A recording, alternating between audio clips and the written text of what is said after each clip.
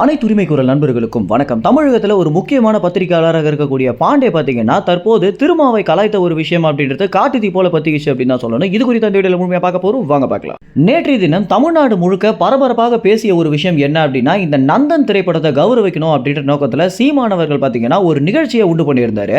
சென்னை கோயம்பேட்டில் இருக்கக்கூடிய ஒரு ஹோட்டலில் நந்தன் திரைப்படத்திற்கு கிடைத்திருக்கக்கூடிய அமோக வரவேற்பை பாராட்டுற வகையிலையும் இந்த மாதிரியான படங்கள் நிறைய வரணும் அப்படின்ற நோக்கத்திலையும் சீமானவர்கள் பார்த்தீங்கன்னா இந்த படக்குழுவினருக்கு ஒரு ட்ரிபியூட் போல கொடுத்திருந்தாரு. பொதுவாகவே ஒரு படம் வெற்றி விழா அடையுது அப்படின்னா அந்த படத்துடைய இயக்குனரோ அல்லது தனியார் நிகழ்ச்சிகள் பார்த்தீங்கன்னா அந்த படத்திற்கு ஒரு சிறப்பு விழா கொண்டாடுவாங்க. ஆனால் முதல் தடவையாக ஒரு அரசியல் தலைவன் ஒரு நல்ல படத்தை அங்கீகரிக்கணும் அப்படின்ற நோக்கத்தில் சீமானவர்கள் பண்ணியிருக்கக்கூடிய நிகழ்ச்சி அப்படின்றது வரலாற்றிலேயே இதான் முதல் தடவையாக பார்க்கப்படுது. அங்கே வந்திருந்த இயக்குநர்கள், நடிகர்கள் ஒவ்வொருத்தருமே ஒரு அரசாங்கம் போல சீமான் செயல்படுறாரு அப்படின்னும், படங்களை விமர்சிக்கிறதுக்கோ படங்களை குறை சொல்றதுக்கோ 1000 பேர் இங்கே இருக்காங்க, ஆனால் படங்களை புகழ்றதுக்கு இந்த மாதிரி தமிழ்நாட்டிலேயே ஒரே தலைவன் தான் இருக்காரு அப்படின்னு அங்கே வந்த அனைவருமே பார்த்தீங்கன்னா ஒரே மாதிரி சொல்லியிருந்தாங்க.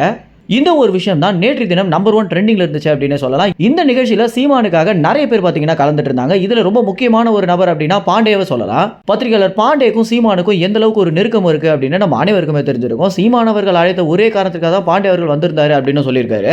இப்படி பாண்டே மேடையில பல விஷயம் பேசியிருந்தாலும் அக்டோபர் 2ஆம் தேதி விசிக கட்சியின் தலைவரான திருமாவளவன் மது ஒழிப்பு போராட்டத்தை நடத்துறாரு. இந்த மது ஒழிப்பு மாநாடுக்கு பிறகு தமிழகத்தில் மதுவை விற்க போறது இல்லை அப்படின்னும், தமிழ்நாடை பொறுத்த வரைக்கும் இந்த டாஸ்மாக் மது அப்படின்றது முற்று முழுதாக ஒழிஞ்சிடும் அப்படின்னு சொன்னதற்கு அந்த கூட்டமே பார்த்தீங்கன்னா கைத்தட்டி சிரிச்சிருந்தாங்க. ஏன்னா இந்த ஒரு விஷயம் நடக்கிறதுக்கு சாத்தியமே இல்லை அப்படின்னு ஒவ்வொரு நபர்களுக்குமே தெரிய வந்திருக்கு.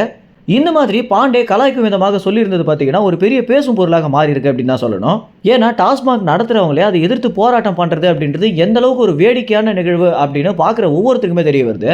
இந்த ஒரு தகவல் குறித்து நீங்க என்ன நினைக்கிறீங்க அப்படின்றது உங்க கமெண்ட்ஸ்ல தெரிவிங்க. நன்றி, வணக்கம்.